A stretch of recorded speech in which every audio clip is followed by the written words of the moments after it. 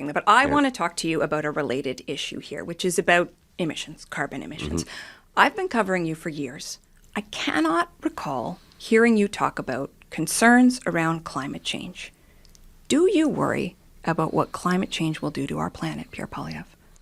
Sure, and that's why I'm so disappointed with the very problematic approach of the Liberal government, which has been to drive up energy costs and block projects from going ahead that would help the environment. So are you an environmentalist, Pierre Poilievre? Sure, you can call me whatever you like. No, well, I want to know what you'd call yourself. We are talking about like sea levels rising, worried about loss of biodiversity. You worry about those things.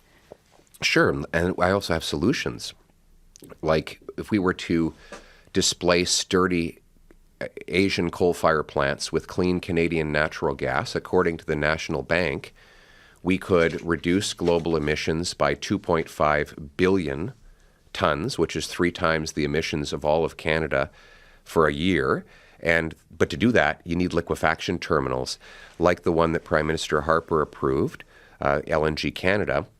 And we shouldn't be talking about having one more. We should be talking about having 18 or 19 LNG liquefaction plants. That's the number that were proposed when the Liberals took office.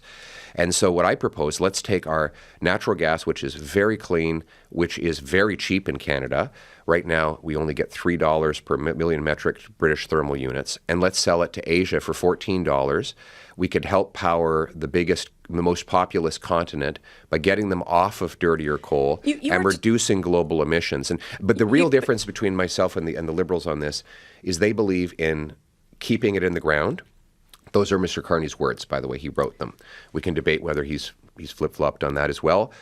Or the conservative approach, which is let's use our energy to grow the paychecks of our people and protect the environment. They believe in energy poverty.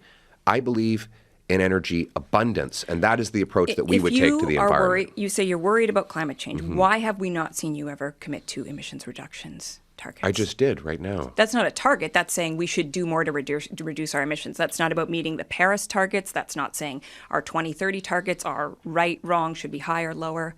The current government is not meeting its emissions targets. But I'm asking whether you think those are valuable targets, not about what the federal government is doing, which you've been clear about. It would be very easy.